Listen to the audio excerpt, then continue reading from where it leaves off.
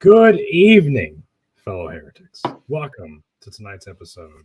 I'm your host, Captain Dadpool, aka Ricky, I'm Natty Nat. and you are watching Nerds and Heresy.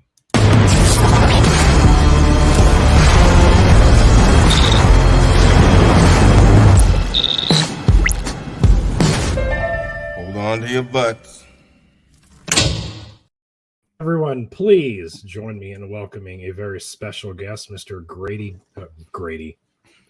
Off to a fantastic start. Nothing but professionalism here. Mr. Brady Goodwin, aka Phanatik. For those who don't know, Brady Goodwin was a member of Cross Movement, which was a Christian rap group I listened to when I was in youth group some years ago. And I was blown away to find out that he became an atheist after becoming an apologist and a Bible scholar. And I'm blown away that you're joining me today, sir. Thank you so much. How you doing today? I'm excellent, man. Thank you for having me. It's great to be here with you and Nat. So I'm been looking forward to this, man. Oh, and let me say too, I still shake a little bit when I'm like, am I an atheist? I always say I'm agnostic. Like That's I'm, okay. I'm You can be agnostic, atheist. That's and fair. yeah, an I'm actual atheistic as pathway, it pertains to any of the revealed religions, their gods. Agnostic as to whether or not a God is at the base of our reality. I don't think And- a God is, but I have no way to say it's not. So Right. There's no proof, Yeah, but there's also no Right. no evidence. So it's like, I'm interested I- in the answers like everyone else. I often say there are few things that atheists disagree on more than the definition of atheism. Right. I think Hard the only thing we atheism, can agree soft on atheism. is we're just not Christian. That's all. It's like, yes, that's So- the starting point. Mr. Goodwin, before we get into the meat of it, can you give us a brief synopsis of your background and how you came to this point? Sure. Or not so brief, however long you want to say. Well, yeah. See, I've been telling the story, so I try to find new ways to tell it. I'm like, what have I not told yet? But it's important to know. I grew up in a Christian-ish household. My mother was taking us to church every weekend, and somewhere around age 12, I started going of my own volition because I have my own reasons for going. I was there for what the church offered in terms of community and spirituality, but on a preteen level. So that was, a sense of morality, protection from bullies, things like that. And insurance for when I die. If I die, I'm going to go to heaven and not hell. But no real relationship with, no real relationship with the God of the Bible. And it wasn't even really. I was going to say, forget it. I was going to tell a funny story about my childhood dreams. I will tell it now. I used to think, I was going to say, like, don't deny it. I want to know. We talk about going to heaven as fire insurance or getting saved as fire insurance. When I was a kid, I thought heaven must be like filled with water because it's the opposite of hell, which is all fire. And I couldn't swim. I couldn't swim, right? Oh my God. So I was scared of both. Hell. I was scared of both hell and heaven. Oh, that's interesting. I don't want to go to hell. There's fire, but I can't go to heaven because I can't swim. That's so great. Oh my God, I love it. You grew up in Philadelphia, right? So how could you know how to swim? Hey, you know what I mean? All we got is Penn's Landing and the dirty Schuylkill River. So I'm gonna say, let's not talk about the water. Yeah. Let's not talk about the water in Philadelphia right now, because familiar. that's a whole thing. Hey, but no. So around age 12, I think I responded to my first altar call. I just went up because I didn't want God to see me not accepting whatever He was offering. I didn't understand what salvation was. Peer pressure. You're just like, I should do this now. Well, I don't know about peer pressure unless we're talking about divine peer pressure. I just wanted God. If God was offering something, who was I to be saying no to it? So I just went up. Like, I don't know what this is, but yes. See me saying yes, right? I'm in, right? Yeah. So I guess I got saved or whatever. But then around age 15, I read the Bible on my own for the first time. And in that reading, I was home alone. And I just got introduced to the concept of the God of eternity, the God who, was there before the beginning. And I was so blown away by this before the beginning concept, this conundrum, this being who, I guess it made sense in his world that he could be there before beginning. And it blew me away. And I said, I want to know who this being is. And at that point, I became very God conscious, stopped cursing, stopped cutting school, stopped fighting and getting into fights, and started making the honor roll at school. And I think I was trying to be good enough to qualify for the heaven that I was, I was now okay with going there. Yeah, I was okay with I figured he wasn't going to let me drown at this point. So he's got some floaties waiting for yeah. Crying. So I'm like, okay, I got to be good enough to get to this place, because this God is, obviously big enough to put me in the other place. So, but after about a year of just being very God conscious and just trying to be the best good boy I could be, I ran into some other, and I'd even started doing Christian rap at that point. And my message, I was going around talking this, be good, or, hell's the end. But about a year of doing that, I met some other guys who were doing Christian rap as well. And they actually had a great handle on the gospel and grace and justification by faith. And when I heard that message, I was like, yo, that's not what I was saying yes to when I was 12 or even when I was 15. I just was trying to get out of hell and get on God's good side. Now that I caught the gospel message, I can't be good enough. I can't. But, God in his love and his wisdom, he had been arranging this whole salvation thing since the beginning, and Jesus was it. And so I latched on to this Jesus and the gospel, and then spent the next 25, 30 years of my life going around the world, finding ways to creatively tell and retell that story, to present it to others, not as fire insurance, but hey, there's a divine relationship that you're missing out on, and look what God's been up to throughout all of human history, and And in the process of, I had a whole career doing that, peddling that message. And as I got ready to transition from rapping to teaching, I was going into public education, creating courses. I said, man, I need to get a scholastic version of this apologetic that I've been doing for the last 25, 30 years. And I'd been kind of, just reading and self-studying on my own.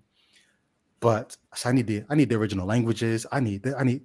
So I went to Westminster Theological Seminary and was enjoying it until started asking certain questions and hearing certain answers that just didn't jive. And I would try to envision myself. Do you remember your first question? Just curiosity. Do you remember your first question? I remember mine, but do you remember your first question?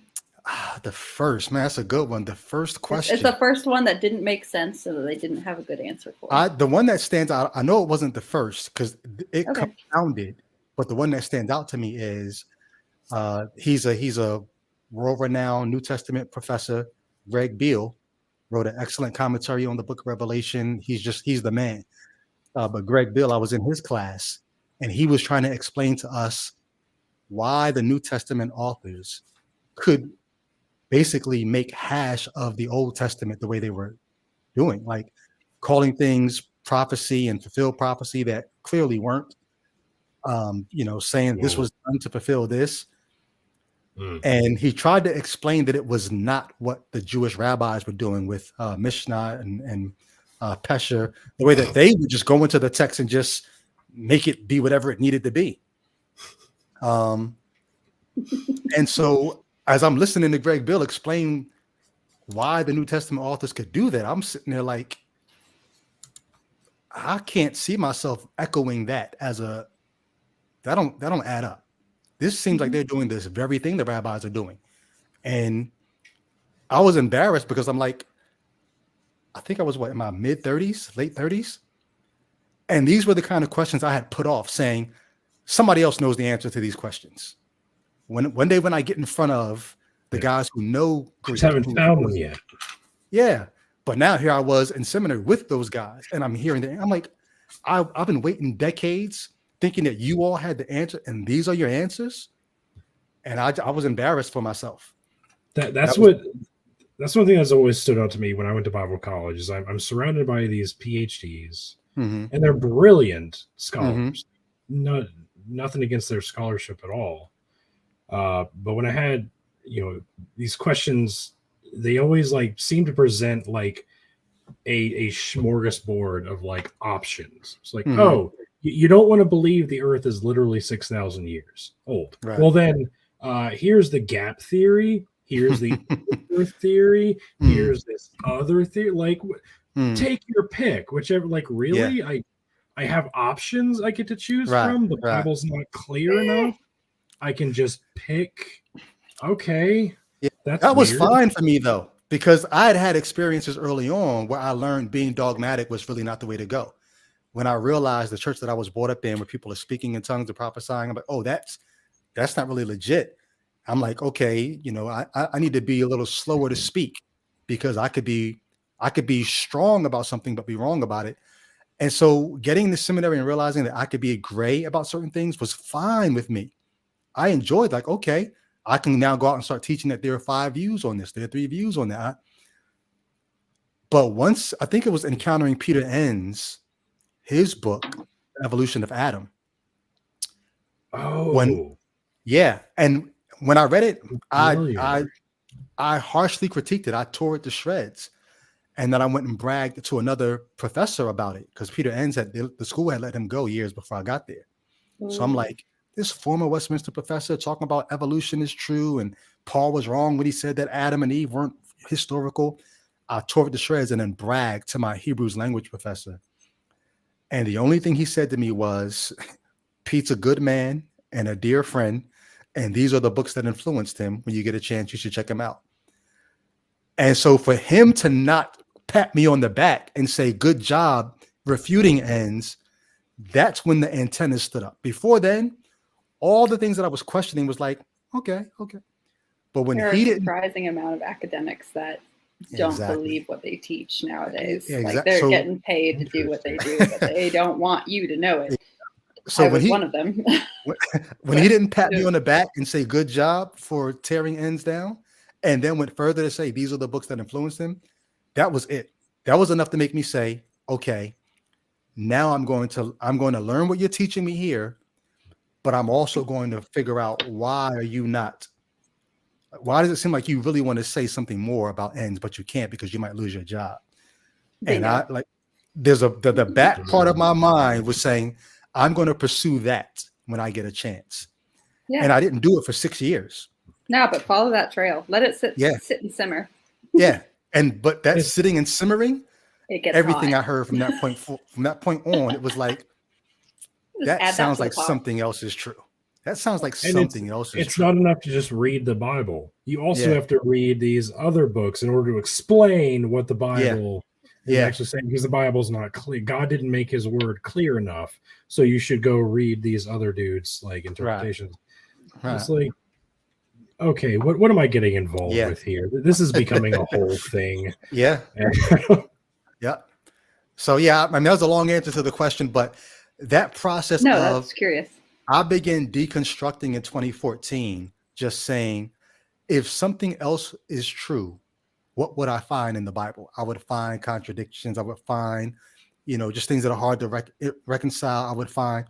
And the more I began to find those things, the harder it began to just say, oh, it's a mystery. Oh, God's incomprehensible. Oh, the more of those things I began to find, the more I began to say, okay, this just seems like this is bullshit.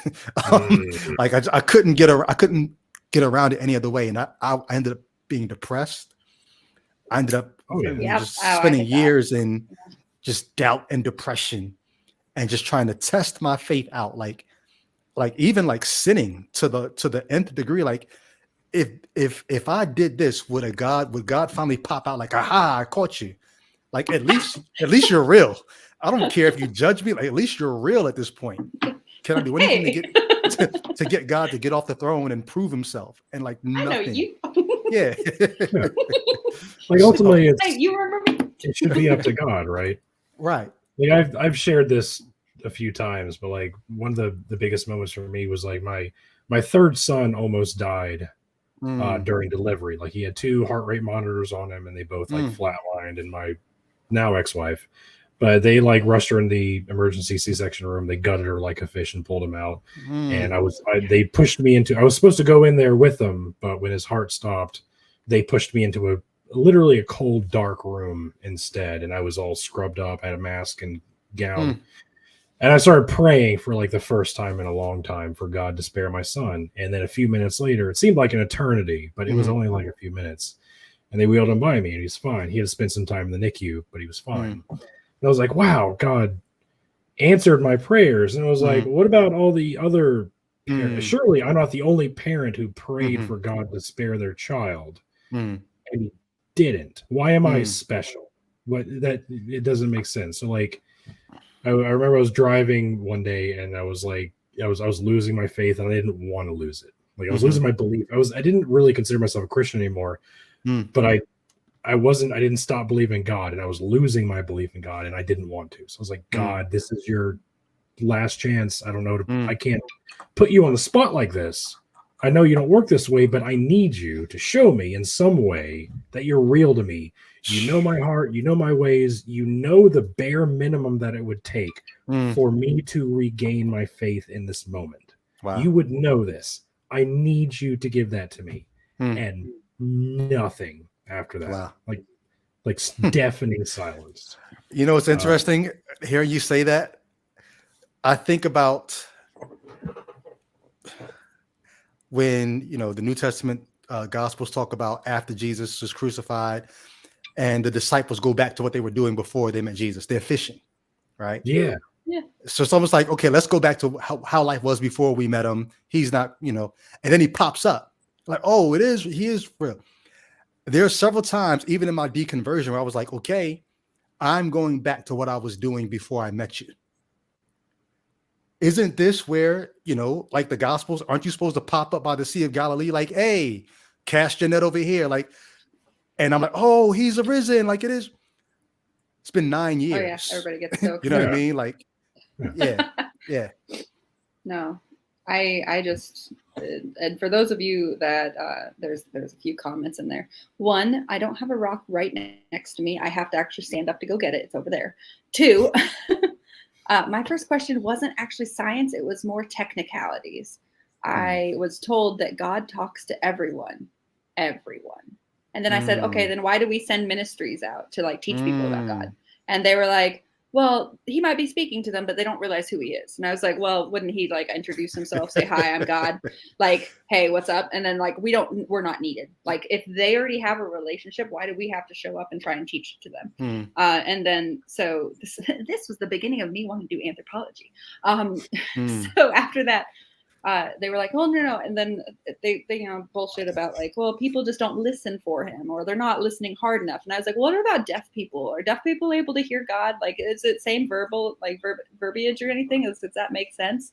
And they were just like, well, God will probably like, so there's like, do they see like hand gestures or like read things in the sky? Like, how is God talking to them there?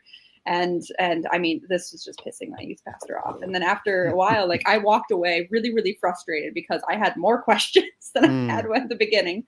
And all I could think of was like, I don't think I've ever heard God speak. Is there something wrong with me? And that was like the beginning. Yeah. It was very simple. It wasn't full science. Sorry, guys. I fairly recently went on a Christian apologist friend of mine's channel. And we were just having a casual conversation because I'll chat with Christians. I'll talk with them about these things. And he was like, what is your issue with apologetics and in general? And I was like, okay, look in the case of doubting Thomas, like Jesus resurrected. And he was like, I'm still not sure. And Jesus is like, here, touch the holes in my hands. And Thomas is like, oh, okay, now I believe. Like, cool. Like Thomas was able to make his demands, and Jesus is like, I will meet your demands. But you're not supposed to ask if that's what you need to believe, then go for it. Finger fuck my handholds. Go for it. That's what you need. I'm here for you. But today we don't have that. Today we have apologists talking about there's evidence for God in quantum wave fluctuation. What? Oh, the radio I have to waves. learn about quantum wave fluctuation to learn that the Bible yeah, is of course. true? There's a Are you pattern to serious it, right don't now? you know? Like, Yeah. give me a break, man. Yeah. So Yeah. No, why you're don't right. we get it? The Old Testament, God leads the Israelites with a pillar of fire by day. If I said, I lost my wallet, where's my wallet? And God showed up with a pillar of fire and led me to my wallet, I might be like, okay, I might believe in God now. No, we don't get No, but any now of we that. have the air tags. Air tags Yeah, help. we have quantum wave fluctuation. Come on. Let's use GPS location. Yeah. Yeah. Wow. No, that's a little insane. Okay, so going back, you went Yeah. to teaching. Yeah, where do like, we we're even like leave off this backtracking. Oh, I So tried you- to just wrap it up there. I think that's, like I said, Oh. just having those questions, it put me in this existential funk. And like I said, 6 years after seminary, I graduated 2015. It wasn't until 2021 that I started doing the academic work to figure out why I couldn't believe anymore. I got to the point where I knew I couldn't believe. I didn't believe. It just But you didn't didn't make have a any reason. sense. But in Right. 2021, I said, okay, I got to put words to this. And that's when I started doing the research. And I said, okay, I'm not the type that's going to do all this research and then keep it to myself. So I knew probably after like the first week or two of researching that this was going to be a book. I was going to put it out there. And I thought that I might just put the book out and walk away. But then at the same time, I'm like, I spent 30 years preaching this. I can't just walk away. Do And you so feel guilt from that? Sorry, I know this do. sounds really, Yeah. Okay. Yeah. For sure. Can we touch on that for a second? I'm Sure. sorry. I kind of want to know. And if I make you cry, I'm sorry. I tend to just kind of ask questions without thinking about reciprocation. I or feel extreme repercussions. pride in what Cross Movement has done. We Okay. created an entire counterculture. There are Yeah. people to this day whose lives have been changed and turned around by this, by what we've done. I feel extreme pride in that. But at the same time, I regret preaching. Like somebody asked me the other day, I was on Theological with Derek Bennett, and he asked me to, kick a couple of my old raps. So I did it. And somebody emailed or instant message me. Wait, or that's whatever. something I can request for you to do. I can just ask you to spit some lines. I might have sorry. a few in the Rolodex, but somebody got my DM and said, hey, would you ever consider something about, rapping, whatever? And I said, the only way I would ever rap today, any of my old lyrics, is if I'm doing it on a platform where I could immediately critique those lyrics. I would never just go out and perform them again. Mm. As much You want to joy be able as to it brought me, analyze your own. yeah, I can't, because I don't believe that. I don't believe any of it. Yeah. Could you make a course, like literally a course analyzing Christian music? Can you make your own teaching, like your own class? So I thought about doing that with my own lyrics. I don't know Yeah. what the copyright would be to just do it with other people's music, but I'm going to do it with mine when I get time for sure. That would be cool. Yeah. That would be really cool. Be like, hey, this is what I was thinking at this time, and this is Yeah. what I'm thinking now. And then you can go back and be like, okay, so you all English professors, the curtains were blue, not because the author was sad. It wasn't because the author was sad. It was because it was a blue day and he couldn't figure out what the interior design should look like. So he said the curtains were blue. Like, it's nice to know the actual thoughts of the author. Yeah, for sure, as they for say. sure. Sorry. Anyway. And I put a lot of time and energy into those lyrics.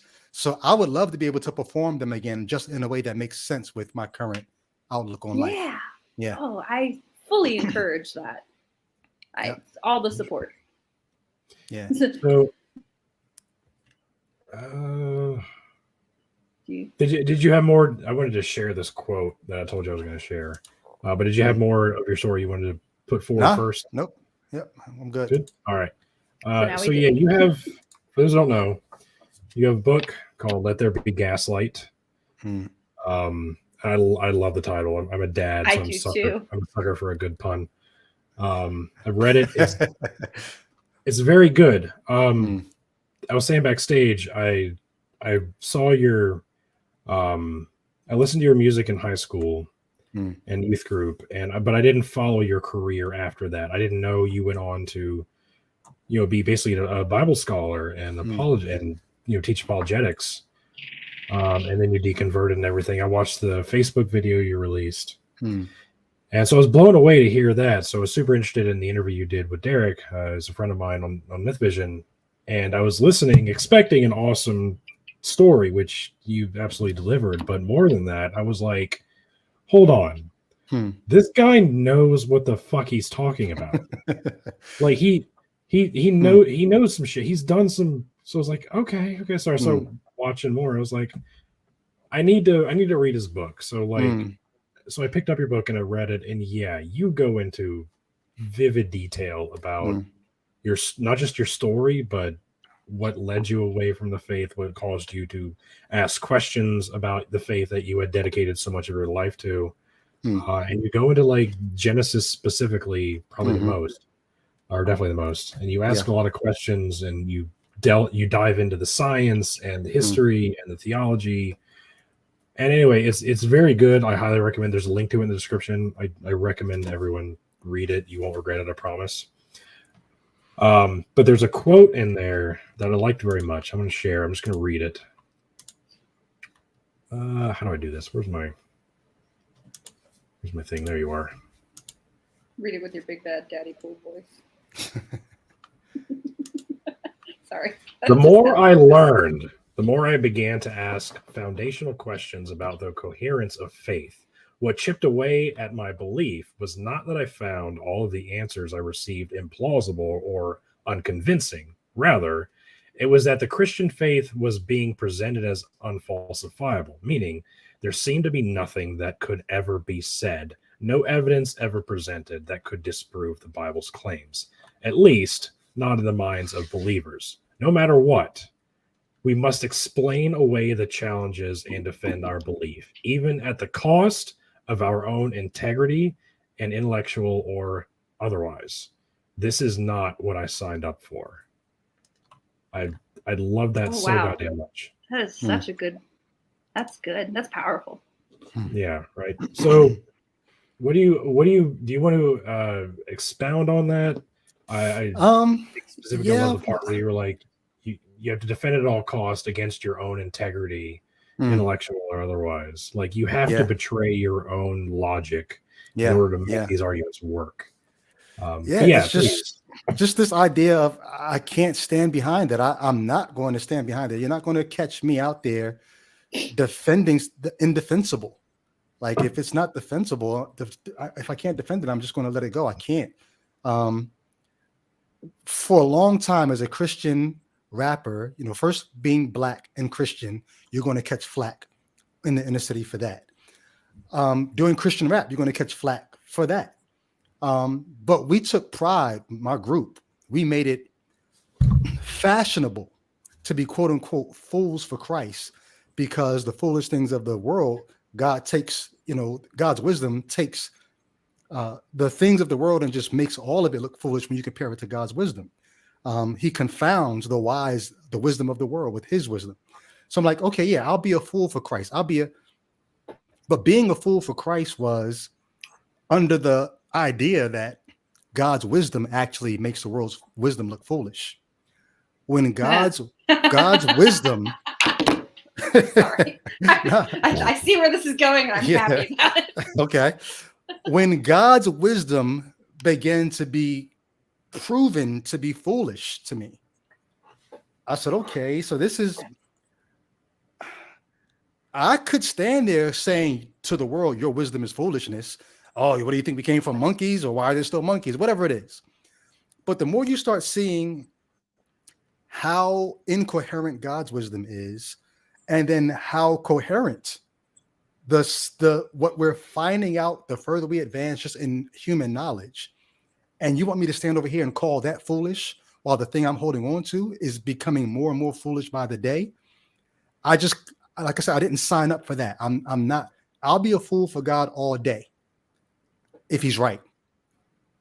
But if the God of the Bible is on the wrong side of history and science and morality, and the list just continues, I'm not riding with that. I didn't sign up for that. And so, the book is if you ever watch Shark Tank and, the sharks. Oh, I love that show. Yeah, right. So somebody pitches a product. The shark might say, hey, you might want to consider da-da-da. And the person says, oh well, no, whatever reason they reject the shark's input. And at some point, the shark will just say, well, you're doing this wrong, you're doing this wrong, da, da, da, da, da, da, da. And after the shark gives this litany of, they say, for those reasons, I'm out.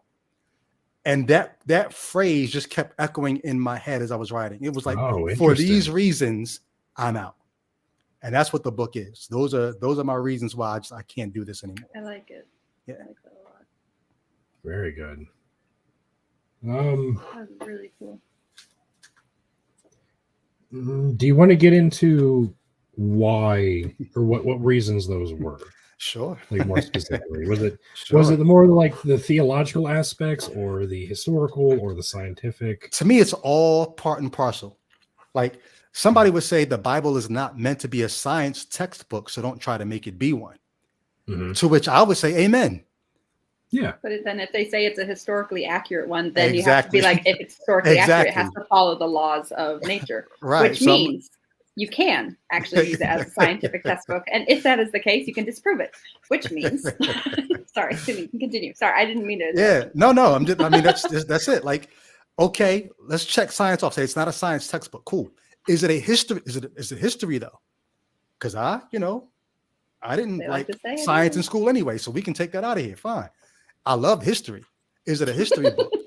If you say it's history, and then you start telling me things that, well, wait, that can't be true. There's no dome between Earth and the waters above. I start going through these things.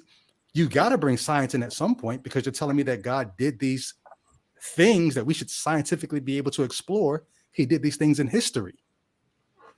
So yeah, I don't separate the science from the history, from the morality, to me, it's all, I lay it all at God's door and say, are you standing behind this? Yeah.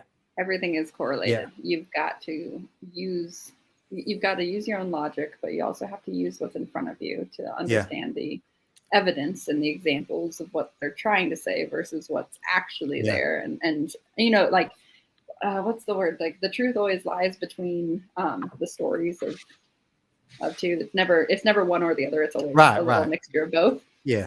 Which is where the whole concept of whether or not Jesus was a myth or if there was a person claiming to be him But no, I love what you said. Think about that. We always say that, right? There's three sides to every story: yours, mine, and the truth. If I have to say that to the God of the Bible, right? There's three sides to every story. There's what we're saying, there's what you're saying, and then there's the truth. And then you're burned. You're smited, right? Yeah, like on the spot. If the trilemma they won't tell you about. Yeah. I want to give a shout out. I saw you put J Mike's comment up on the. You put J Mike's comment up on the screen. I've never met J Mike, but I watch him on the line and on the call-in shows. I just want to say, J Mike's the man. He's a friend of mine. I haven't said hi. I haven't seen you since last year's AA. To talk to. But like you said though, my issue was Genesis. I know people they do all kinds of things with Genesis, like it's the New Testament. If the New Testament falls apart for them, then they're out. But for me, it's the Old Testament because I got bought into it I was sold, like I said, when I read the Bible on my own that day, it was, you're the God of history. No one else was there at the beginning. So only you would be able to tell us what happened then. If you could do that stuff, anything you tell me in the New Testament, I'll believe it because, hey, you're the one who did this. But if we got to start taking away your credibility, your creation narrative, your Exodus narrative, the prophecies if we start taking that stuff away, and then you usher me into the New Testament and expect me to still be trusting you, why am I trusting you again? Your track record is shit. All the things that you told me you did, I'm now realizing none of that happened. But now I got to believe you for a resurrection. Like I've got nothing to go on. So for me, the Old Testament mattered that much that once that's if you start with the truth, then you can only assume that via the history of the truth will continue on, right? But if you're already getting lied to from the beginning, it's to say that it's suddenly switched. Yeah. It's so interesting because we're talking a little bit backstage. I was very generous with interpretations of the Old Testament. Okay, Genesis 1 and 2 were two different accounts. They're both allegorical. The flood was allegorical. Hmm. And I started like learning about how maybe Exodus didn't really happen. I struggled a little bit with that. And then I learned like, oh, all these genocides that we like to talk about as atheists, they didn't actually happen. This is just a people group, right? Redefining their own history. Yeah. Okay, there's a lot there I don't understand. I'm probably not gonna understand, but it was all about the New Testament for me. And then I, get to Bible college, and I learned that the Bible was not written by eyewitnesses, or the Gospels were not written by eyewitnesses, like my church had told me. Paul actually wrote before the Gospels, and he has a very different idea as to who Jesus was than the Gospels convey. And Revelation's a whole nother thing. And so I was like, okay, hold on. So did you make it through Bible college? Oh yeah, I have a degree. Still a believer? Yeah, I was still a believer like for 2 or 3 years after Bible college. I was still a member of a church. I played in the worship band. I played bass guitar and violin in a worship band in my church. But I was pretty much going through the motions. I was still wrestling with all these things, but I'd been a part of the church or the church culture for so long. It was natural for me to keep going, even though I was struggling with these thoughts, And then eventually I was like, I don't think I can do this anymore. I mean, like prayer felt empty, worship felt empty. Like none of it like made any sense anymore. Why am I doing this? This doesn't make sense. But yeah, that was me. Okay. I would like to highlight J Mike's comment that he was slapping the bass for Jesus. I was slapping up. I'm just loving it. Slap that bass. My bass is right behind. Bass. Yeah, sorry. I'm not as good at it as I used to be, but I just love that comment. It's great. Yeah, but was there anything in particular, like when you talk about Genesis, like you wanted to dive on? Because I kind of just run the gamut of any page you turn to, especially early Genesis. I'm going to be able to just like, hey, this is I'd never preach that. I'd never preach that. You can't. So if you ask me about Genesis. Okay, I guess I didn't read your book, so I need to, and I'm bad for it, but you can expect a sale coming from me pretty soon. When you look at literally the first bit, that in the beginning God created the earth and all of that. Yeah. How did you describe that to yourself before you started asking the questions? Great question, which leads to a did you look very into colorful the answer. Hebrew of this at all? I did. Part of that? In seminary, not Bible college. I got through seminary pretty okay.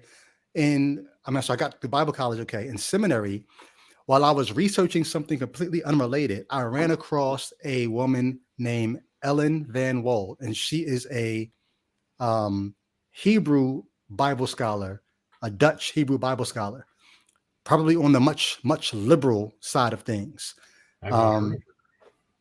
But she introduced me to the word bara in Hebrew. Barashit? Not Barashit, not in the beginning, but bara, B-A-R-A in Hebrew. Yeah, create. In the beginning, God created bara. Yeah. She introduced me to the concept of bara, not as created, but separated. In the beginning, God separated the heavens and the earth. And just that key in the door unlocked. Oh yeah, link in the video, Ichabod. He does indeed. Link in bio. Derek from Myth Vision says Ichabod. It's Ichabod playing off of Ichabod. But yeah, I-C-H-A-P-O-D, Ichabod. Boom. There it is. There you go. Michael Apple, what's up? Yeah, but so Ellen Van Wold, she introduced me to the idea of bara as separated. And just that began to unlock so much. This is while I was still a believer. Just looking at Genesis 1 as you start seeing this theme of separation coming up over and over again. God separating day from night. God separating the waters from the waters. God separating all these, these separations. And it made me look at Genesis 1:1 and say, thanks, man. Appreciate you. It made me look at Genesis 1:1 and say, so all this time we've been saying in the beginning, God created the heavens and the earth, and talking about creation ex nihilo, God creating everything out of nothing. But if in the beginning God separated the heavens and the earth, we've got no record of the creation. It was already there, right? And so just that alone started making me say, there's much more here that meets the eye. And I was not about to deconvert for any of it. I was there for like, oh, let me dive in and get more of the goodness of the richness of God's word.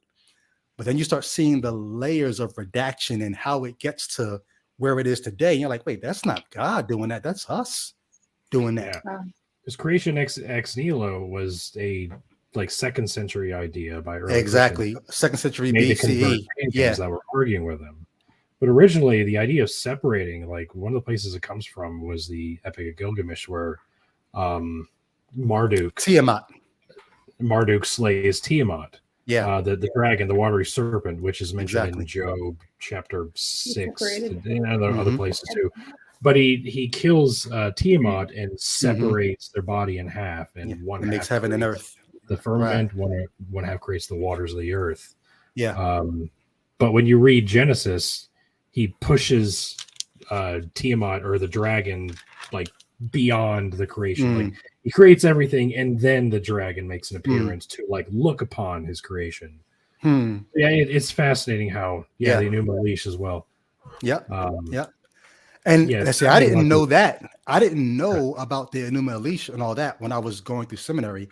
I tangentially touched it in Bible college, but only as a, here's what you're going to hear people say. They're going to say Genesis is taken from that. But it was we never really explored Enuma Elish. And it wasn't until post-seminary that I got a chance to explore it on my own and see the parallels and see, oh, wait, here's what's happening in Genesis. It's been sanitized, but it's still there. Yeah. Yeah.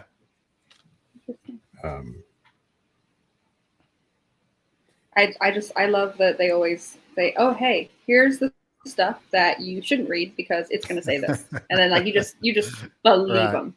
Right. But but read the words so that you understand it. I first learned about the Epic of Gilgamesh in Bible college, but they taught us how to like explain away the data. Exactly. There's questions about, because the Epic of Gilgamesh is at least 500, maybe 1,000 years older than the Genesis account, and so they try to talk about there's issues with the dating and like no, it isn't. This is an older story that Genesis is drawing from. Yeah. And of course, they don't tell you that in Bible college. I've had professors who would say Enuma Elish is older, but the only reason why it comes anywhere close to Genesis is because Satan gave those older cultures, he gave them a corrupted version of the true story. You know what I mean? Yeah. Yeah. Wait, because we don't talk about Satan until like a lot later, though.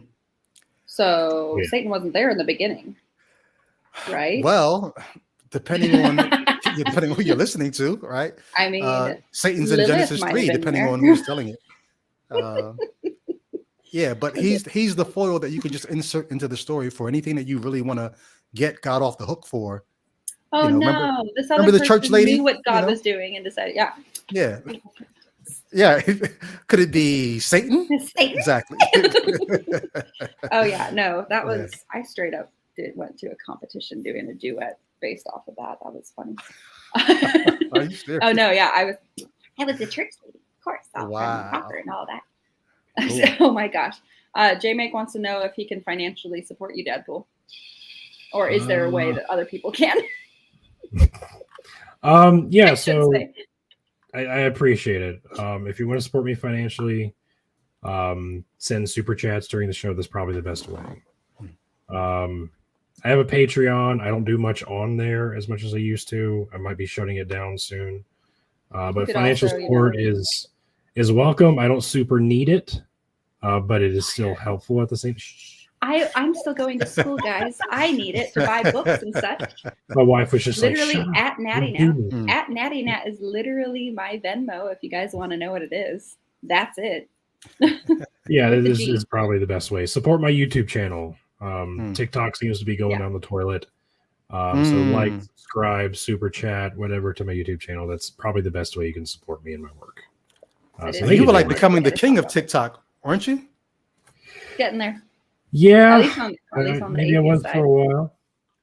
No, I have TikTok. Well, see, almost half a I million honestly followers. don't think anything's going to happen. Almost 500,000 followers on TikTok, and they're about to. Wow. Yeah. I that's haven't. only if it passes. That's a whole other thing. Thank you, Ooh. Anton. And thank you, Skeptics and Scoundrels. Yes. Yes. Yeah, I haven't been making content as consistently as I used to on TikTok. I was making multiple videos a day, and I just haven't been. Probably this past year, I'd slowed down a lot. Not sure Although why that is. my growth was big this past year. What's that? I bounced 20,000 followers in the past year, so Nice. that was a big pop. I mean, for me, I was like at 5,000 at the beginning of last year, and now I'm at 20. So it's wow. I super want to get back into it like I used to, but I just did a lot of back and forth. I've lost the motivation that I used to have to make videos on TikTok. I was going to say it seems like a lot of pressure to keep up with supplying that audience demand. Or not even the audience, but the algorithm that wants you to be producing so much. I was thinking, like, whenever I do, I make a video like once or twice a week now, and whenever I do, inevitably people are gonna be like, "Dude, I haven't seen you on my For You page in forever. What happened? Is the algorithm suppressing you?" I'm like, no, it's as much as I'd like to blame the algorithm, it's my fault. Sure. I just haven't been making No, we'll solely blame the algorithm for it. Sure, yeah, not us. It can't be us. Mike. We're right with the Lord. It can't be our fault. Yeah, can't blame it. It's my fault. It's totally my fault. Okay, so I still want to talk about Genesis, if that's okay, if we can bounce back to this. So we were talking at the beginning, the whole concept of separation. That's fine. I'm not going to pick apart every part of Genesis, but I would like to. I'd love to hear your viewpoints on how they found the ark 6 different times in like 5 different locations around the world, and. Oh my gosh. That's funny. But yeah. So yeah. You know what's interesting? I never was one to if you guys want to read some of these super chats, that's cool too. We'll have to get back to this. Yeah. Oh, they've all been good. By the way, if you see any questions, y'all in the chat, if y'all want to ask Brady any questions, feel free. If you see any questions in the chat you want to address, go for it. It doesn't have to be a super chat. Yeah, if you see anything. Oh, that's a good question. That was a good one. So if you want to, please explain how many workers were available to build the Tower of Babel if the flood occurred only 100 years prior. So that's literally like a generation and a half. Yeah, my guy. I love great that question. But, well, there are ways to get around that if you want to be, depending on how fundamentalist or how literalist you want to be. If it was a local flood, then you still have other people on the earth who can help build the tower. So, right. Yeah. That's another option. Like, as soon as I say it's a local flood, though, everyone always says, no, it's global. And they're just like, okay, well then why? So let me ask you guys, what do you do with more and more you have Christians who are finding themselves willing to and able to adopt a more progressive understanding of these texts so that they're not taking them so literally. Is it a progressive view, or is it just the fact that they want to deny all the things that they are seeing? I missed your question, Anton, but I saved it. We'll get to it in a minute. Sorry, I missed it. Yeah, I don't know. I think it's the progression. It's a necessary progression. The text can be as elastic as it needs to be in order for me to still believe. And so you find, this is why I call it the book, Let There Be Gaslight, because I'm like, how far are you going to stretch this thing? And then when I have a problem continuing to believe it, you tell me, oh, it's not the Bible, it's me. I'm like, no, I'm pretty sure it's the Bible. Like, I'm pretty sure it says this, but now you're telling me I can take it these other kinds of ways, but you want me to think the problem is me. That's gaslighting. I'm the one who's losing it. As opposed to this text is just not what it was marketed as. Like you called it truth, and now you're qualifying every statement with, well, plausibly it could be taken this way, or plausibly it could be taken that way. Yeah. So Wait, what? Oh my gosh. The atheist This. version of a fireman's calendar featured. I'll produce it. Yeah, sure. No, Oh that's my fine. god! Yeah, Dr. Josh is Dr. August. Yeah, I'm down for that. Why would he? Oh my my God. birthday's in August. Why does Dr. Josh's birthday in August too? I don't know. So Anton's question was: I went to a Christian retreat and they gave me one of them tiny New Testaments. Without you fucking know what, Anton? Those little ones. I get one of those tiny ones every time You I see a mean Gideon. this? I get Psalms. You mean Wow. this right Oh. here? You're welcome for your Is early this your Christmas card? present. Is that the entire Bible? Yeah. Does it I think have- this is just the New Testament? It's a legit entire Bible. I gave it to him. It wouldn't be for as impressive to have a Thanksgiving. Bible it that is the tiny. I was going to say, Yeah. for it to be impressive, it's got to have the entire thing in there. Oh, it is the I entire. thought it was the whole thing. Yeah, It is yeah. the entire thing. Yeah. And that's So, impressive. And the print is so small you do actually need a magnifying Hey, you know glass what? to read it. That Bible could actually fit in your heart. Genesis. This Bible could fit in your ark. You can hide God's word in your heart with that one. But no, Oh my Anton, gosh, that'd be I know what great. you're talking about. Yeah, they gave you the little ones. I got these in the military too. Like they gave us away for free. A chaplain would come and give you, and They always have had Proverbs, right? They have Proverbs. It had the and New Testament Psalms and Proverbs. in it. Proverbs. Yeah, yeah. And that's because they don't give a shit about the Old Testament. They don't. Are we It's all just talking about the Jesus, Gideons? right? Yeah. The Jesus in the fields. That's what they want you to focus on. And the wisdom literature. What is this? You a know, they Bible leave for out ants? Songs of Solomon for reasons, but it's all about Jesus and maybe a little bit of Psalms and Proverbs too. You didn't show what the Bible came in on, though. The little Bible. The ant Bible came in on. What do you mean? Yeah, the bottle. The bottle it came with. Your holy sauce. Oh, I don't know what happened to the bottle. Oh. It came in a Believe- bottle? It came attached to a bottle that was, if I'm not mistaken, called It's hot sauce. it was a hot sauce bottle. Oh, I thought it was like going to be holy water or something. No, No, it it's was, hot sauce. no. I used all the hot sauce because I love hot sauce. Yeah, Yeah, I I figured think we'd go right. Why through is the Bible attached to hot sauce? Is it like because I don't Asheville, know. North Carolina is a thing. Great question. And I found it. It was great. the hot sauce reminds you of hell, and then the little Bible gets you out of there? Right. No, it's to relieve the spice. It's a Bible for ants. Needs to Bible be for at ants. least 3 times this size. Yeah. Yeah. It's the Center for Theologians who don't know how to read good. Okay, So they just can't read the words. we're done with the Zoolander. Sorry. reference. We're done with the no more Zoolander. Okay. No, So okay. let me go from So what is here. your favorite story to unpack within Genesis? What is the favorite Yeah, that's that good. you have that's like this one? Not just because it's like if it's easy or if it's not easy, Right. just like which one do you like? I love talking about this one because it's so freaking deep. There's so much to talk about. If I could combine two, they'd be my favorite. Genesis 2 and Genesis 3. Actually, it's the end of Genesis 2. Genesis 2:25, I believe. The man and his wife were both naked and unashamed. Whoa. Yeah. Oh, I like this. Yes, Go in, on. correct. Mhm. in my studies, I remember all the, the Christian marriage counseling or pre-marriage counseling ideas about naked and unashamed, just what a blissful state that was to be in, and before sin entered the world and how innocent they were, only to realize that Genesis 2:25 is not saying that at all whatsoever.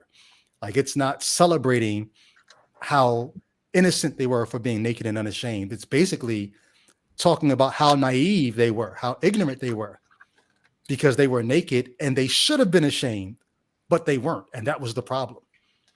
So you get to Genesis 3 and they eat and get the wisdom. And now they know what they should have known back in Genesis 2:25. Now they realize that they should have been ashamed all along.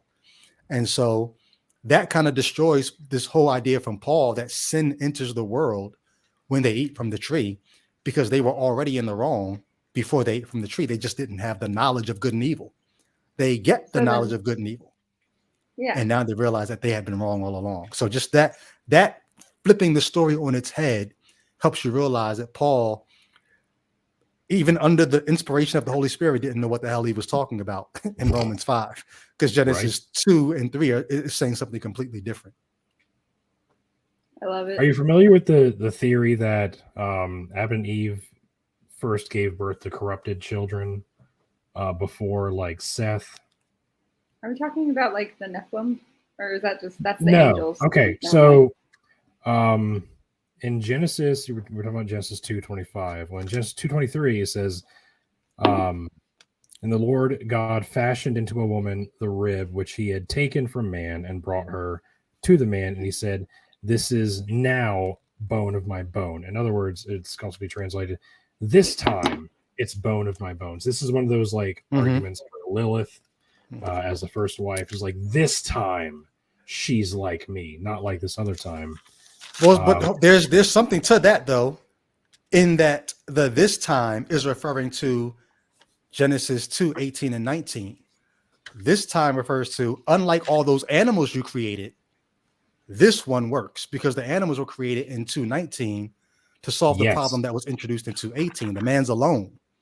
Let me make these animals, and none of them do the trick.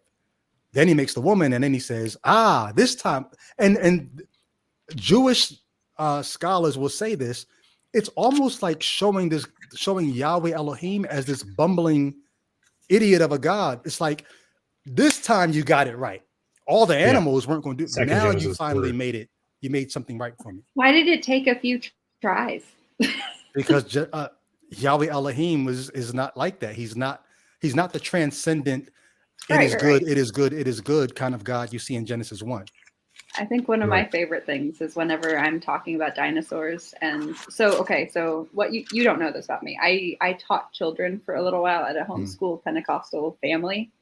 So I did the science and mathematics of it, and they wanted to talk about dinosaurs one day, and I had to be very careful. I was like, I was walking on glass. Like, this is dangerous for me because I was already an atheist at this point. Okay. And I lived with them as their like live-in nanny and tutor. Like, I had to be careful. So the way I described it, and I hate myself for this because it made way too much sense, was that God created dinosaurs and they lived happily, but he wanted someone in his own image, and he realized that people wouldn't be able to coexist with dinosaurs because of the way he made them. So he wiped them out, and that's why we have fossils. And then, so I told them this story, and then, you know what? I still got in trouble. And the reason why isn't because the reason I got in trouble from their parents is because I told them that God was wrong once, that he had made a mistake. God can't make mistakes. And that was a big no-no. Like, I got lectured on that, and I was just like, well, then you explain dinosaurs because you're creationist, right? Like, go ahead. And they're just like, well, we don't understand it, but God works in mysterious ways. And I was like, yep, that's how I thought that was going to go. Yeah, but if you slow walk through Genesis 2, you see the mistakes that God has made in his creation. He's got to fix it. Oh, there's no man to till the ground. Oh, the man's alone. Oh, the animals didn't work. Oh, I didn't teach them to have sex. Oh, darn it. But Ricky, you were going somewhere with that thought, though. You were going somewhere with Sorry. And thank you, Michael. Speaking of Cain and Abel, that goes right back into what I was talking about in chapter 4, verses 1. Now the man had relations with his wife Eve, and she conceived and gave birth to Cain. And she said, I have begotten a man child with the help of the Lord. Like, he had children before this, but it seems to suggest. But then in chapter 5, verse 3, he says, when Adam lived 130 years, he became the father of a son in his own likeness, according to his image, and named him Seth. So like he's having these other children that are not like quite perfect, but then finally he has Seth in chapter 5, and he's like, this one's made in my image. This one is right. So who is Cain and Abel? Were Cain and Abel flawed? That's why they were fighting and why one of them killed the other. But then Seth came around and he was good to go. This is what we were working on this whole time. So there's a lot of like work in. I hadn't heard that view, but I have heard people take the different strands you see in early Genesis, and even I think it's I think it's chapter 2. I've heard someone talk about there are different strands in Genesis 2 that show you that those were two different creation stories that were merged, not just 1 and 2, but even within 2. Yeah, you've got several two, stories being merged. So Genesis 2 chapter 4 or Genesis 2 verse 4 is divided in half. And like the first half is more, because for those who don't know, the chapters and verses were added later. As were punctuations in the Hebrew. There's no capital and lowercase. Everything was kind of smushed together. And so later people came around and like they added all these punctuations and chapters and verses and all that. But originally, grammar is weird. It was all just like make sense of it. And it doesn't make sense. Grammar doesn't make sense when you do a direct conversion from one language to another. So of course you have to rewrite it and reassess and reevaluate how it's supposed to sound and what and make interpretive decisions as to where one verse ends. Right, and another but begins. You're not God. Right. So you don't have the power to do that. Right. So in Genesis 2, chapter 4, it says, this is 2 verse 4. This is the account of the heavens and the earth when they were created. End. That sounds like an end, right? But that's just was the word created or was the word separated at that point? I'm not sure. I have to look up the Hebrew. And then it goes, in the day of the Lord, God created the heaven and the earth. That's all one verse. This is the account of the heavens and earth when they were created. In the day of the Lord, God made earth and heaven. When you read it, just read it. It doesn't like stick out a whole lot. But when you realize that there's 2 different creation accounts, you realize that this is where they separate. It's not chapter 1 and chapter 2. It's chapter 1 and 2 and the first half of verse 4. Then you start a new creation account. And then it goes into, in the beginning of the creation account earlier, the shrubs of the field. Anyway, that's when the second creation account starts. The second half of verse 4 in chapter 2. Yeah. I can't remember what it is, but so that's one fusing together of accounts, but I forget where it was. I hope I marked it somewhere. But even as you get further down into chapter 2, there seems to be a sewing together of 2 other stories in chapter 2, but I can't remember where it is, so I can't speak on it right now. But anyway, just saying that to say, you're probably right. You're talking about in terms of Adam and Eve's separate attempts at children. Hadn't heard that, but I have heard this idea that you're seeing just different streams of thoughts being merged together into these accounts. So I'm curious, like in all of your study, I've got my own ideas as to why a nation would take these 2 different creation accounts and fuse them together and say, we're going to own them both. But for you, recognizing that there are 2 different accounts, why do you think the nation would say, even though they contradict, we're going to hold to both of them? Why keep them both? I think there's a verse in Genesis 49 that says, before the days of, I forget who, but it says something to the effect of alternate trade routes were selected and new gods were chosen. And this is one of the verses that scholars think is very, very old. And what it's saying is, people started taking different trade routes and interacting with different tribes and learning about other gods, and they chose different gods. So I think what's happening is they're trying to appease 2 different people groups. They have these 2 different sources. One group's probably like, this is what we think, and the other one's like, well, this is what we think. And so someone later down the road, I can't offer any evidence of this. This is just my thoughts based on my own research. I think whoever composed the book of Genesis, or at least the Pentateuch, put these 2 together or 2 sources together, as well as other sources. They put them all together in order to appease all the different groups and tribes that have been incorporated into this culture, because they were all blending together. They all meshed together. They bought slaves, they purchased slaves, and slaves like started having opinions. about certain things and their gods and started sharing the ideas about the gods from their homelands. And they would offer sacrifices to those gods. And, oh, that sacrifice worked. Maybe there's something to this. So these cultures are blending and meshing together. So someone's trying to like record a history here, and they want to appease all the different cultures that have been encapsulated in this one group. And I think that's what's going on here. I think of it as less of an appeasal and more of a, if they incorporate everyone, then you can't argue against it. I think by having all, because he's right, they were all meshing, they were melding. There were people coming in and bringing new ideas and new stories constantly to this whole thing. That's how societies work, right? That's how civilization works. But when those new people bring in those new ideas, the Bible or those that were trying to control the narrative at the time would have encompassed those ideas and then kept them from being able to branch outside of it. So by doing an all-encompassing beginning with both stories, you then are holding on to anything new and being able to claim, yeah, that's from us. Okay. Trying to be able to claim that it's from us, and it's not. But it's a way to keep people from leaving the faith. Yeah, makes sense. So What stands out to I me see is it as just a manipulation. what stands out to me is that we just could never know. Like, we can all theorize about it, and some of these theories, make a lot of sense, but just the mere fact that we could never know. I said this before, but one of my hallmark sayings is it's odd to me that, scripture says the hidden things belong to God, but the revealed things belong to us and our children forever.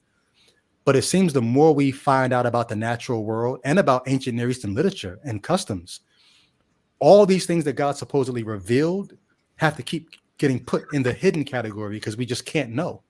And so at the end of the day, you're like, well, damn, what do I believe? What can we know? You said you revealed this stuff to us, but more and more we're just like, oh, we don't know. We have to theorize about that. We have to theorize about that. So, yeah.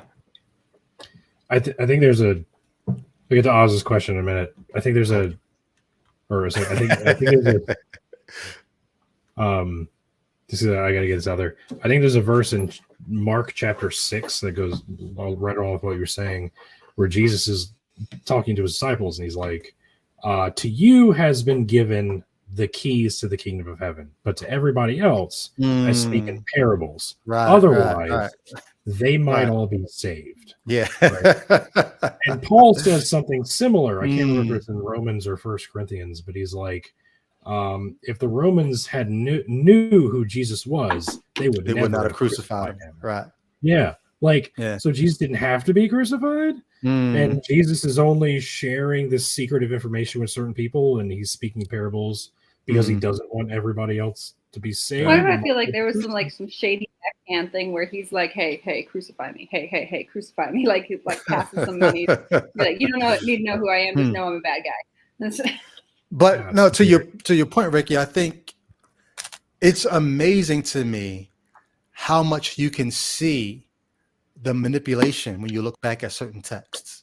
Right? Like you're writing these things to explain to an audience in the first century, why are these people rejecting this message? Oh, well, let me tell you why. Jesus said that so that they wouldn't understand, so that they wouldn't believe. That's why it only makes sense to you guys and not to them. You know what I mean? Like, you can see it now. But only we understand. Right. Listen to us. Yeah. The Lord chose us to deliver his message. Like, you guys, you're not going to understand. It's a disciple thing. You wouldn't get it. And this is why the patriarchy exists. Anyway. How's your infiltration of So to Oz's question, so I got to apologize. I saw that comment on your Facebook, by the way. Yeah, I got to apologize to a few people because I made that comment.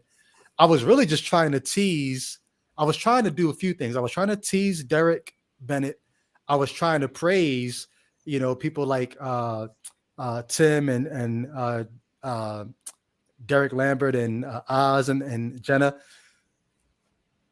But in doing that, so for those who don't know, on my Facebook page, before I got on live with Derek Bennett the other night, I said, hey, my plan to infiltrate the online atheist community is working. I came out as a I fake deconverted publicly a year ago, and I spent the last year, getting close to all these people so that I could like get to them and convert them.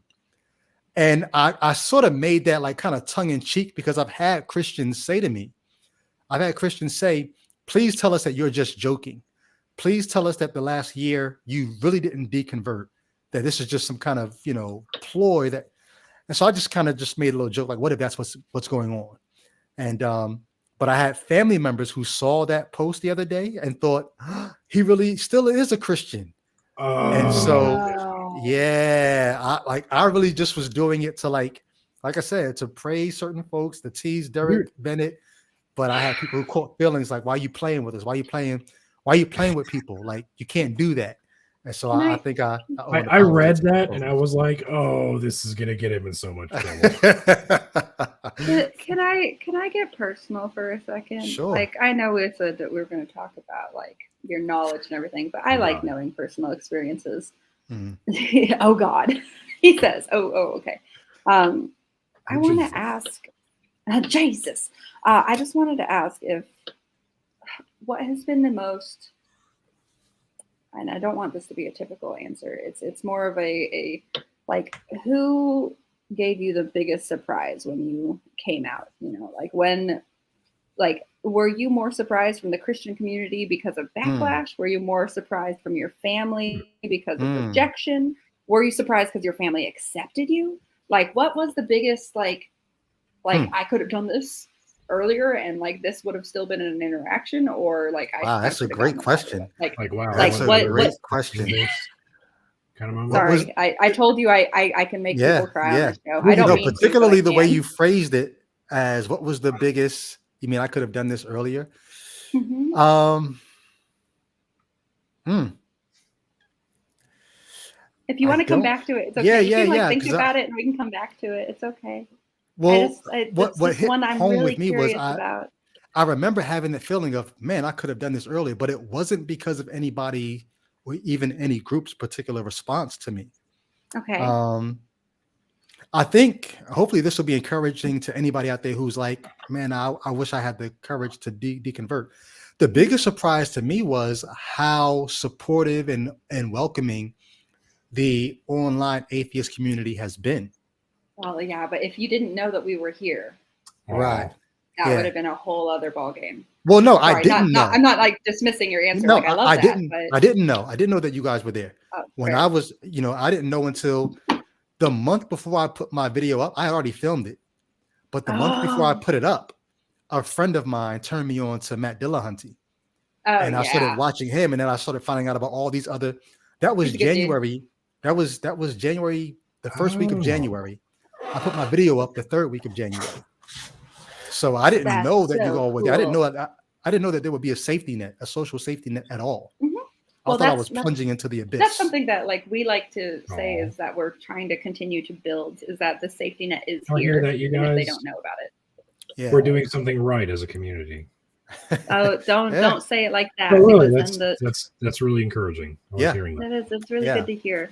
But in terms of biggest shock, I think, see, my deconversion was very, I don't want to say unique, but because because I was this international musical missionary / apologist. Yeah. It was one thing for me to deconvert. It's another thing for me to deconvert publicly.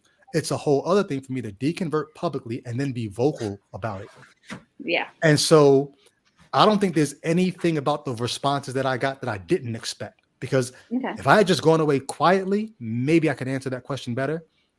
But from the vitriol to the support to the, I've had people say you're no longer a brother of mine to you're still my brother. I expected it all because I'm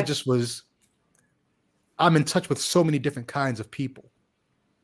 My family, there was no backlash from my family, even though for many of them, I was the one that they thought the spiritual baton was going to be handed to for my generation. Mm-hmm. But my aunts, all of them very, religious, very, spiritual. I think they're all just quietly praying for me, praying that I'll return. My mother was saddened by my deconversion. but I expected all of that. So really no shock in any of that. What brought about this question is that I, prior to us talking, is I like to do a deep dive on research on whoever we bring on the show, just to see. And I don't always do the route that most people do, because I like to find, so for you being a public entity, I was like, you know what? I'm going to read all the gossip columns and see what's going on here.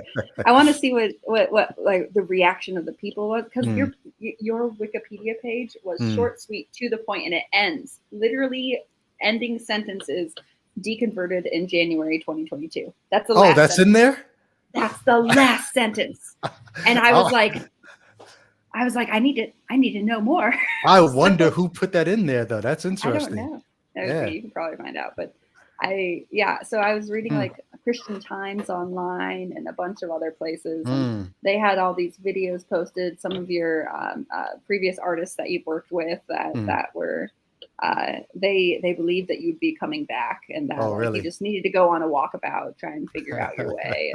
And I don't know if you've gone and like listened to all of these, but I was just like, no.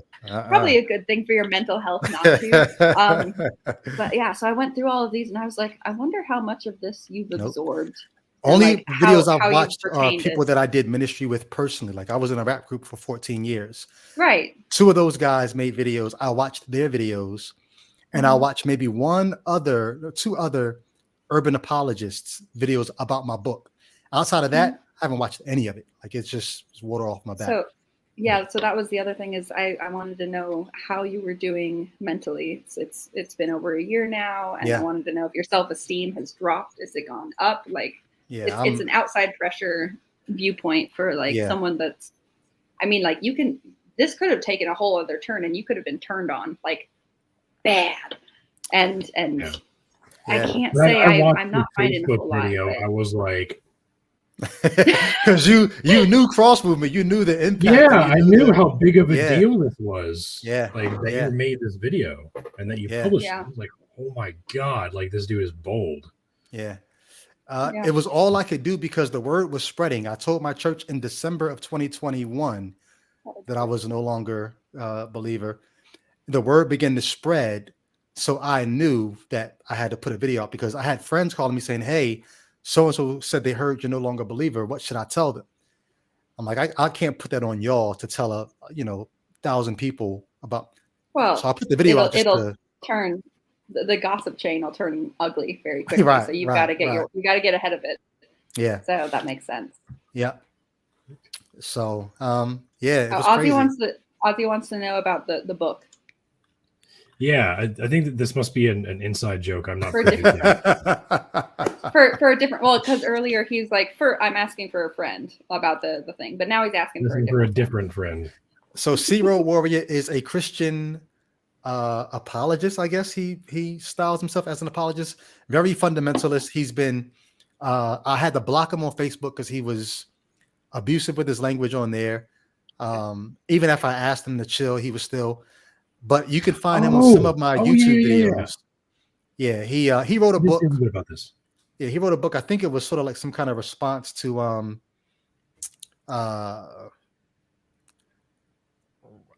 Bertrand Russell. He wrote a book. Basically, it seems like a college paper that he wrote to Bertrand Russell. Then he turned it into a book. That's his like counter atheist argument. And so he was harassing me. And then I think Oz got Joshua Bowen to read his book to like basically just get him out of here. Like nobody needs to listen to you. Joshua Bowen started reading the book, got kind of into it, and just said like, I'm not reviewing this trash. Like this is not even worth my time. And I told Josh, I said, yo, this is not worth your time. Like that's what Oz is asking. You're doing better things with your life. Yeah. Your time is more valuable. Yeah. Goodness, that's funny. So man. Wait, hold on. I'm back scrolling a little bit. I missed some messages. Well, since you've gotten yourself kind of immersed in the atheist community, do you have any critiques? Like, is there anything we could be doing better? As like, should we be more cordial to apologists? Should we be more straightforward and stand our groundish? We're so widespread, though. It's hard to say yeah, as a whole I know community. it's a difficult question. But yeah, I to think answer. anything I would say to answer that would probably ruin the one thing that I think the atheist community has going forward, which is this: it's not a monolith. You No. know what I mean? Like the Oh, community is that's not a Speak our monolith. beautiful. Yeah, Yeah. it's We've got a as whole ass diverse mountain as range people going. are. So, No, that's great. I think the one I love thing it. that folks can continue to do is strive to learn to be better for each other, learn to be Mhm. better humans, and in doing that, whatever we end up doing is what we needed to do. So that's yeah. So have you gotten Love okay? that. Now it's gonna be digging into your personal life again. Well, there's some things I'm willing to discuss, some things I'm not. But it's Okay, just tell me to cool. shut up then. Have you had anybody write to you as like an old fan, or anybody like reach out to you and be like, I like, because you have switched, they are now switching as well, or vice versa, where because you switched, now their faith is completely questioned and they're going into chaos?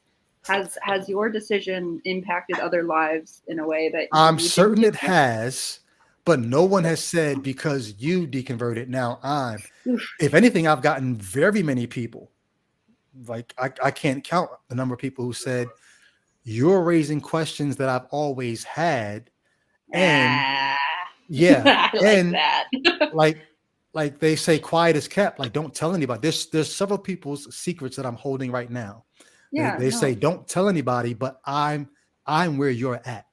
yeah, And so I wouldn't. I I'm understand sure that. I've caused some people to doubt or question, but there are others who are just saying I'm saying publicly what they're going through privately. Right. Yeah. So the follow-up question to this is, Hmm. are you going to, for those that are questioning, Hmm. start funneling resources towards them so that they can find us online, so that they can find others like us online, or to like have a support group? Because there are one of the things that we discuss a lot as a community is when people do deconstruct and then they lose all the support from their own surrounding community, and there's a lot of there's a lot of problems with that. Like a lot of make sure if you're going to deconstruct openly, do so in a safe space. Make sure that you're not going to go homeless. Make sure that there's somebody to back you up.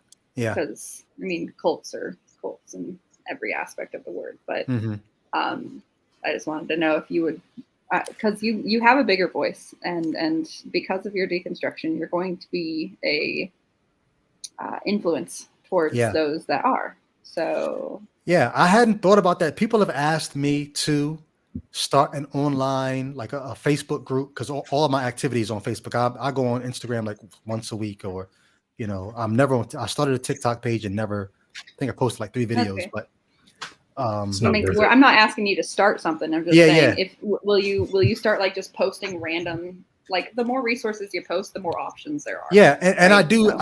I do. I try to post videos. I turn people on to Myth Vision. I turn people on to Atheologica. I turn people on to Forrest Valkai. Do you know Forrest? I don't know him, but I turn people on to his stuff. Is just it's so. He's a buddy of mine. I'll introduce personable. you sometime if you want. Please do, because so look, this is my pitch. There is a former battle rapper. He used to rap with Eminem and D12 and all that. He's a Christian now. Very talented guy, friend of mine, love him like a brother. I actually introduced him to the Christian community when he became a Christian. I put him on his first Christian rap album. Put him on my album. But he recently made a song basically just asking all these questions about basically if evolution is true, then why are there still monkeys, and you want to introduce where's the him missing to link?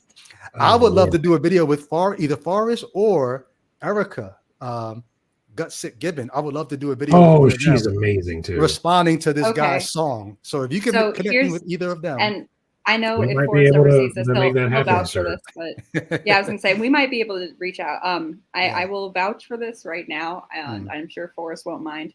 He is finishing up his last semester with his PhD. As soon as he's done with that, he's going to bounce back into the online community. He's kind of branched off a little bit because of it's school, right? Like I know Erica's doing the same thing. I've learned from her videos that she's finishing up hers. So, but I put my feelers out there to a few people, like, hey, if you know these people, like, because what I want to do is I want to funnel all the insights, I want to funnel them back into the community that I came from. And so that'd be great. Oh, and Forrest is such a good way to do it. He's so he's like Bill Nye the Science Guy, but now he's online YouTube. Right. Like, it's great. No, I will absolutely. I'll reach out to him and see if he'd be willing to consider the concept. But like right now, yeah, for sure. Yeah, good stuff. That would be awesome. I didn't expect Forrest to come out of his mouth. Right, just threw me through. Sure, I was like, yeah, he's excellent. Yeah. Yeah, so great question from Anton. Have you read I Don't Have Enough Faith to Be an Atheist by Frank Turek? I have a copy of it that when I deconverted, I had a friend from my Christian days buy me a copy and send it to me. He's like, hey, if I buy this, will you read it? And I was like, yeah, sure. So I read it, and this is before like I started TikTok, before I got involved in the community, any of that. And I was like, it's like, dude, this guy's not it. It's so bad. Like isn't it amazing? He represents the position so much, and this is before I knew anything about really atheism as a community. But yeah, I go back really to have that much of a community. How do you feel about guys like Frank Turek and modern apologetics? Well, see, I go back. I was never a Frank Turek fan. I actually quote him in my book just to show how serious Christians take the idea of Genesis 1:1 teaching creation ex nihilo before I tear it all apart. But you do. You quote William Lane Craig too. Yeah. But I go back to people like William Lane Craig, C.S. Lewis, Ravi Zacharias, the kind of people that I used to herald as a Christian, saying these are our heavyweights. I go back and listen to them now, and I'm like, what the hell was I smoking? Like how was I so enamored by these folks and their logic? Yes. Like, oh my God. I thought I would go back to it and it would be like some sort of like, oh, I got to tussle with these guys. It's so child's play. So I could imagine going to a Frank Turek as an unbeliever. I was the same way about like Ray Comfort, John Bevere, and Paul Washer. What is it? You had Ray Comfort sign your Bible, was it? Or yeah, Ray Comfort. I had Ray Comfort and Kirk Cameron's autograph in my Bible. Like I went to a seminar that they held, and I got their autographs, and like I did the whole Way of the Master street evangelism thing. Wow, you just reminded me. I have Hank Hanegraaff's autograph in one of my old Bibles. Oh, do you? Yes. Oh man. I never was much of an autograph person, so now like Ray Comfort shows up on my Twitter feed, and I'm like, are you fucking high right now with this? Did you read this before you posted it? Oh man, it's bananas that I used to like. Bananas. I is good at influencers. I caught that. It's bananas that Banana I man. Used to believe on your every word. Oh God, yeah. I do love the banana script. That was pretty great. Oh, God. Right. Yeah, I'm just like, was I thinking? Oh, it was so. But then you got to kind of give yourself grace sometimes. You're young, you're dumb, you're looking for answers, and somebody comes before you, and they're confident enough to give you these answers, and you're like, oh, this guy seems like he knows what he's talking about. He seems like anyone can be a good salesperson. It all depends on confidence. Maybe I should listen to him. So, and then later, I was that for many people. The way I looked at some of these guys, I was that for other people. You know what I mean? So it's like, giving myself grace is definitely something I need to work on. Oh yeah. So okay, I'm gonna dig again. It's just this is more into your mentality. You have deconstructed. Like you would consider yourself deconstructed. Would you consider yourself in the final stages of deconstruction, or is it an ongoing process for you? And I have a follow-up for this. Well, you see, the way you asked that got me in a very interesting space, because I would always say I didn't deconstruct. I deconverted. Like I knew instantly in seminary in 2014, I knew I didn't believe this anymore. Right. Then I spent the next 3 or 4 years trying to deny that. But I felt it cracking. I didn't have to deconstruct. I said, this is probably not true. I felt everything crack. And I spent years just patching it up. So I never really had a deconstruction period. When I finally started doing the academic work to put words to my disbelief, I was already there. But I know there are other people who they deconstruct, and then they have to decide who is it? McLaren. What's the guy's name? Something McLaren, who wrote the book "Do I Remain Christian?" Yeah, I can't think. You know what I'm talking about? I know. Yeah. Yeah. He also has another book called "Faith After Doubt." Something McLaren. I forget his first name. But anyway, people deconstruct, and then they have to decide, okay, I've deconstructed. Do I deconvert? I deconverted, but now I spend a lot of time, like people are asking, like, you say you don't believe anymore, but you spend a lot of time on Facebook talking about it. You must still believe. Oh yeah, that's a common complaint from people. I think like, part of what I'm doing now Why do you is keep talking about the Bible. I think I'm going through the deconstruction phase, having already deconverted, because now it's trying to unthink ways I've trained myself to think for 30 plus years. Okay. Brian, so thank you. That's where the second part of the question was coming in. Was that, is there anything surprising you about your deconstruction, or have you reached any points where you're like, oh my gosh, this is a Christian view, I don't know why I still believe this now? Because I can tell you, I still find myself moving out of the way of gentlemen when they walk by and averting eyes to the ground. Wow. I still find myself doing that as a habit. And because I was so young, I was always taught, like, okay, girls should be quiet, meek, and on the side. I want to make a point, I'm not that in any way, shape, or form. But I still have moments where I'm just like, eyes down, move over. Yeah. So I've done so much over the last couple of years that have thoroughly, like, my Christian worldview has hit so many walls, and I like floored the gas into those walls just to see whether it could hold up. That's everything from my sexual ethics to my so the last couple chapters of my book, I had to rework morality without God. But prior to deconverting, I had spent years constructing a course called Hip Hop and Ethics. So I teach this at community college in Philadelphia. I have a whole curriculum online that people can buy and teach it where they are. It's hip hop history and ethics. But that whole thing was created as a way to sneak theological conversations into secular classrooms. Now I have to rethink why be good. I have to rethink I was pushing people towards deontological ethics. I'm no longer doing that. And so even as I'm teaching this course, I got to rework how I'm presenting ethics to my students, even as I'm thinking about for myself. I love it. Yeah. I love it so much. Because I was reading about that particular course of yours, and I was like, oh, I bet he's sneaking theology in here. Exactly. Like, I can see where this is going. So I was like, okay, well, you wrote the course, right? How can you unwrite it, but still get a good message across? Still, because the ethics of hip hop is still like a very controversial issue. Right. Like, it's really, like, not even just hip hop, but R&B as a whole. Like, it's vast. And hip hop is a microcosm of American culture. So, like, hip hop just puts on 22-inch rims what America is already. Say again? Yeah, no, but what do you define as American culture? Let's back this all the way up. Let's keep it going. Yeah, our mores, our norms. I love the evolution of music as a whole, though, because when you go back, it's like, oh yeah, well, that's blues. No, let's keep going. Let's go all the way back to jazz. Jazz goes all the way back to like Chopin, and it's like, well, at what point does it become American? Yeah, and who brought the beat in is one of my favorite things to talk about. So that's always fun. I just thought I'd pop that in there. That's a great question for sure. I told you I was gonna ask you some weird ones. So, but now I realize it's not the nerdy segment yet, but now I'm just really curious. Can I do the thing, Ricky? Can we? Hey, bud. What do you do that's not Christian related that's just like you geek out on?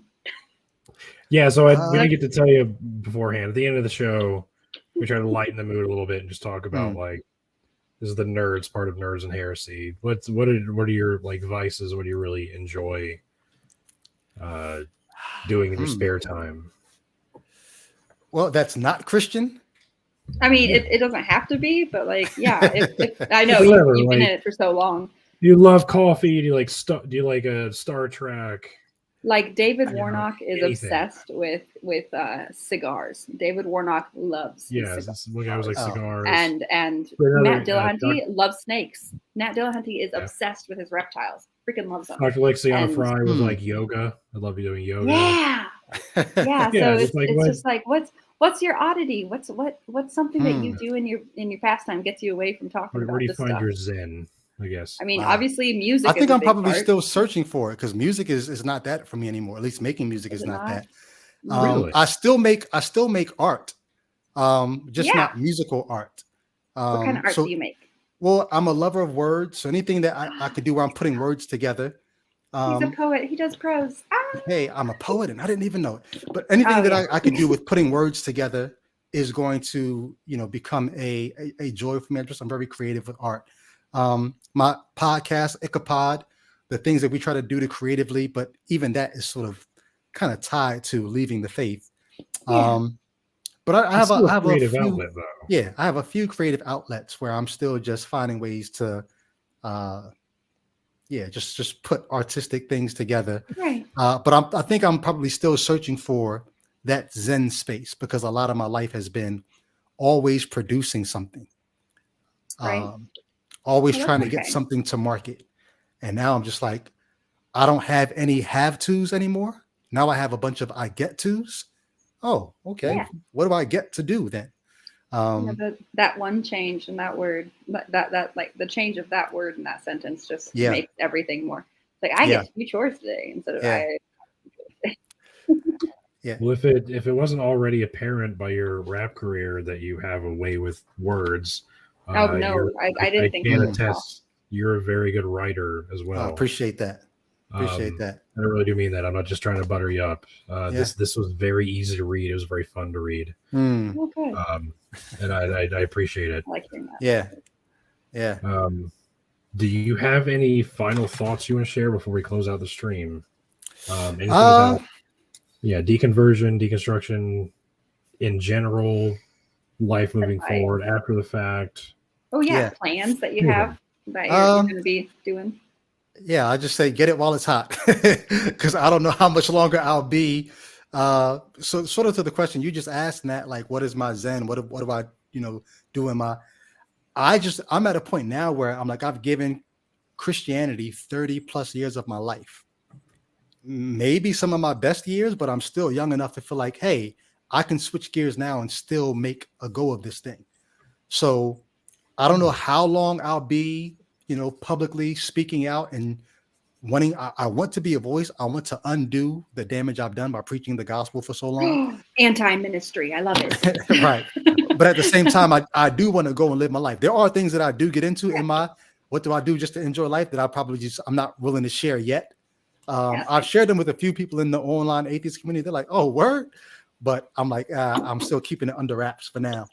But I just want to go and just enjoy life. So I say, get it while it's hot, while I'm around. Come check out Icapod, check out the book. Catch me on Facebook, Causing Good Trouble, just getting people to think through things.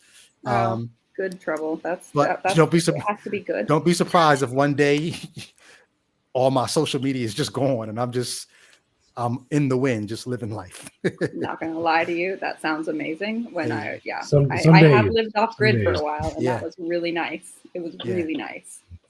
Yeah. I've many times thought about going back to it. So well, I haven't known anonymity in 35 years. I've been a public person for most of my life. That's true, isn't it? Like, you've always been in the public spotlight the vast majority of your life.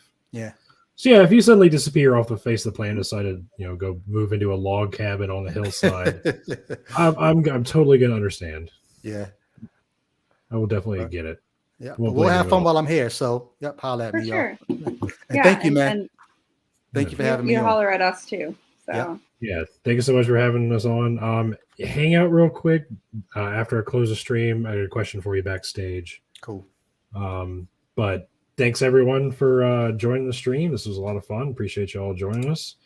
And don't forget that I'm really bad at ending my shows.